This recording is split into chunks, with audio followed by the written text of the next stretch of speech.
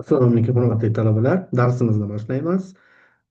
Demak, arab alifbosi va fonetikasi turkumida 6-darsimiz al-lug'atul arabiyyatu ad-darsu sadisu.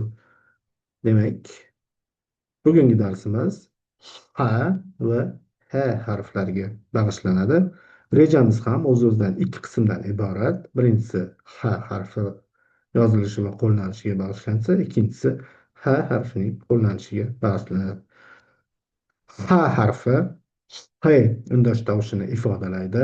Arab tilining 6-harfi bo'lib, talaffuzi jihatidan o'zbek tilidagi hech qaysi tovushga o'xshamaydi. Chuqur bo'g'iz tovushi hisoblanadi. Demak, bu harf ifodalangan tovush chuqur bo'g'iz tovushi hisoblanadi. Ha, ya'ni talaffuz qilganimizda tirmasdan talaffuz qilamiz. Ya'ni h emas.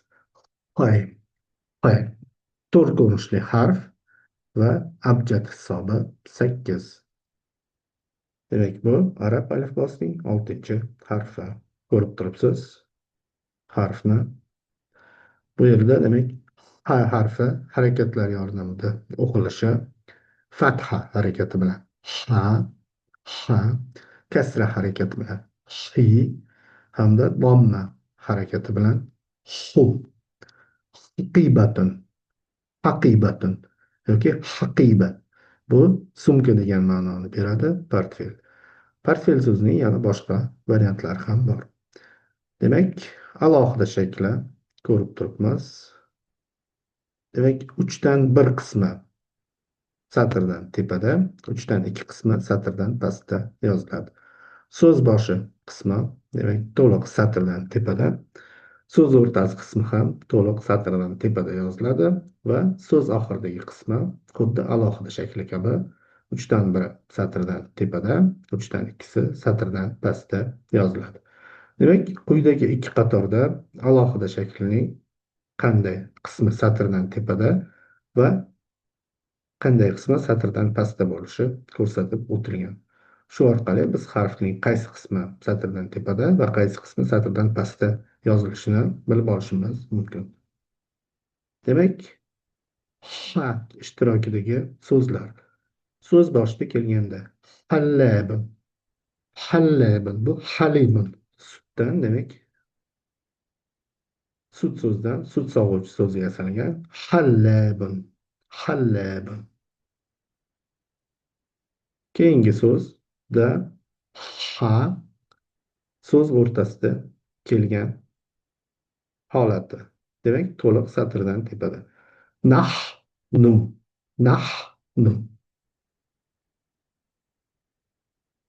Keyingi so'z hablun, hablun. Bu arqon. Milhun, milhun. Tuz. Lahmun, lahmun. Go'sht hamda himarun, eshak. Hallab, nahnu, habl, milh, lahm, himar. Demak, quyidagi so'zlar, mana shu so'zlarda, yuqoridagi so'zlarda demak tovushi ishtirok etgan va bu ha harfi bilan ifodalangan. Keyingi harfimiz esa ha, ya'ni haun harfi. Bu hey undosh tovushini ifodalaydi. Arab alifbosining 26-harfi. O'zbek tilidagi yumshoq hey kabi talaffuz qilinadi. To'rt ko'rinishli harf. Abjad hisobi 5. Demak, siz harfning alohida ko'rinishini ko'rib turibsiz. Ha, ha. Mana shu ikki harf eski o'zbek yozuvida hoy xuddi va hoy havvaz deb nomlanadi, lekin arab tilida ha va ha deb nomlanadi. Haun, haun. Bu yerda demak harakatlar bilan o'qilishi ha kasr, ha fatha bilan, hi kasra bilan, fatha harakati bilan, ha kasra harakati bilan, hi domma harakati bilan, hu. Demak, hatifun so'zi, hatifun, hatif bu telefon degan ma'noni beradi. Yozilish uslubi alohida shakli. Demak, to'liq satrdan tepada, so'z boshi shakli, so'z o'rtasi shakli. So'z o'rtasi shakli demak yarmi satrdan pastda, yarmi satrdan tepada yoziladi. Demak, mana bu bog'ich qismini pastda, satrdan pastda, bog'ich qismini tepasi, satrdan tepada yoziladi. Va so'z oxiri qismi to'liq satrdan tepada. Demak, alohida shaklini siz ko'rib turibsiz, to'liq satrdan tepada berilgan. Ha ishtirokidagi so'zlar: huva, u, kishilik olmoshi, muzakkar shakli, ya'ni erkak kishiga nisbatan ishlatilyapti. U, hum, ular, bu ham muzakkar shakl. Demak, bu ham kishilik olmoshi. Hum. Naham, nahamun yoki naham, nahamun. Bu ochko'zlik. Bunda demak so'z o'rtasi ko'rinishini ko'rib turibsiz. Demak, yarmi satrdan pastda, yarmi satrdan tepada. Ya'ni harflardan pastga tushyapti. Yarmi ko'ryapsiz. Nun bilan mimni ma'lum bir qismidan pastga tushyapti. Keyingisi intibahun. Intibahun. Intibahun.